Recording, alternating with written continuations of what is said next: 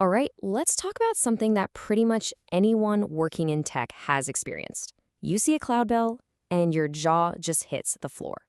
Well, it turns out that managing that cost isn't just a job for the finance department anymore, it's become a critical skill for all of us. So today, we're going to dive into FinOps, which is the practice that helps turn that cloud cost chaos into real control and, more importantly, real value. Okay, before we really get into it, I've got to cover a quick but really important note. What you're watching right now is an introduction to our full 20-module tutorial, which is called FinOps 101, a complete guide to cloud cost management for non-financial professionals.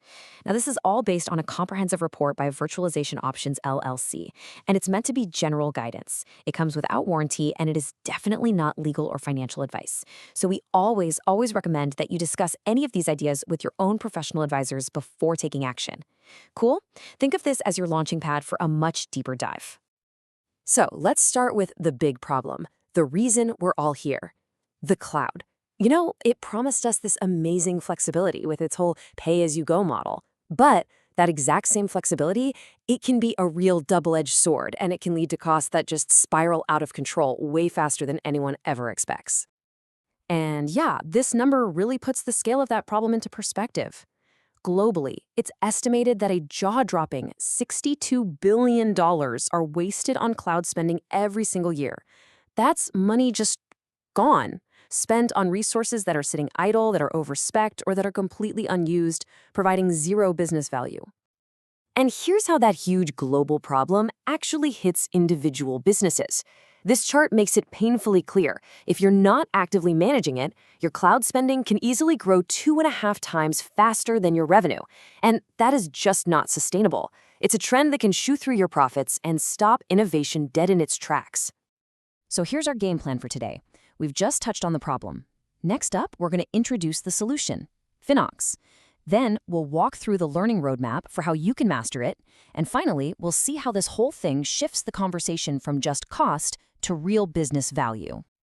Okay, let's get into the solution. And this is so important to understand right up front. FinOps is not a piece of software you buy. It's not a new team you hire. It is a fundamental cultural shift in how your entire organization thinks about and manages its money in the cloud.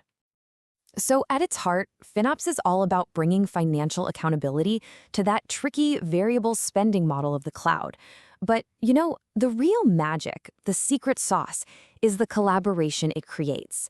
It pulls engineering, finance, and business teams out of their separate worlds and gets them speaking the same language. That way, they can work together to find that perfect balance between speed, cost, and quality. And look, this isn't a one-and-done project. It's a continuous cycle, like a flywheel. First, you inform. You get total visibility into who is spending what and why. Next, you optimize. You hunt down that waste and get rid of it. And finally, you operate. You set up automated rules and processes to keep things efficient. And then, the whole cycle just starts over again, getting smarter each time. So, how does this practice actually translate into a learning journey? Well, part 1 of our full course is all about building that solid foundation. Because, hey, you can't manage what you don't understand, right? So this section covers the absolute essentials you gotta know.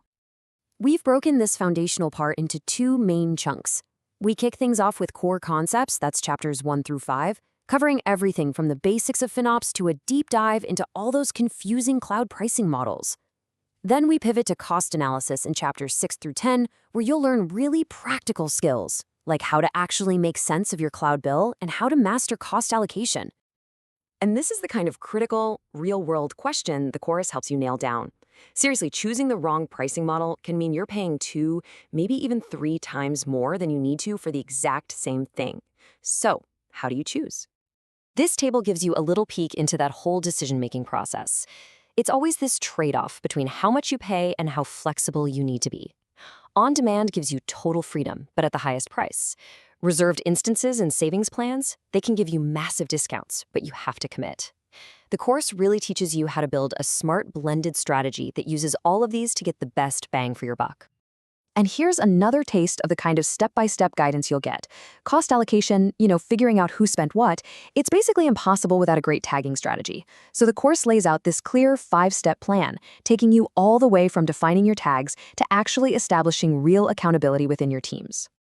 So once you've got those fundamentals locked down, part 2 of the course is where you really level up. This is where you go from just understanding your costs to actively controlling them with some more advanced strategies.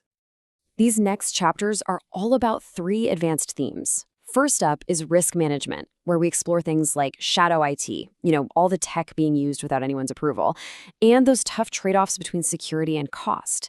Then we do a really deep dive into optimization, covering right-sizing, automation, and storage. And we wrap it all up with governance, learning how to build cost policies that actually have teeth and how to measure your success.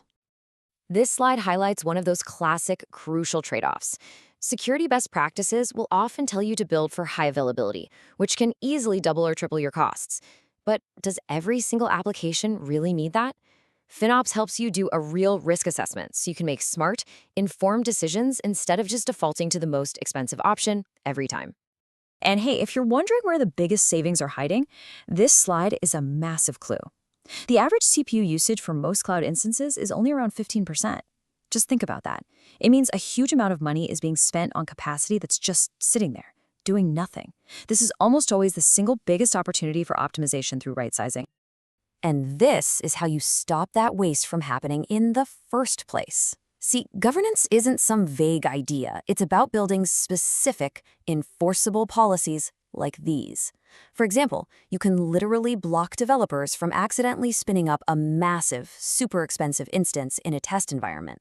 These are the guardrails that make responsible innovation possible. Okay, so we've talked about the problem, we've talked about the solution, and we've walked through the roadmap. But let's talk about the end game here, because the whole point of FinOps isn't just to cut costs. It's to unlock and drive real, tangible business value. I just love this quote from the source material because it totally reframes the entire conversation. This isn't about being the no police for engineers. It's about empowering the whole organization to say yes to the right things, to the projects that actually move the needle and grow the business. And this visual right here shows you the incredible payoff. Organizations that really get FinOps right typically slash their cloud waste by 20 to 40%. That money doesn't just vanish. It becomes a brand new source of funding for innovation, for new features, for strategic projects, all without having to go ask for a bigger budget. So we'll leave you with this one final thought to chew on. Do you really, truly know what's driving your cloud bill? Not just which services you're using, but which teams, which products, which features are behind the numbers. If the answer is no, or maybe not really, then starting your FinOps journey might just be the most valuable thing you can do next. Thanks so much for watching.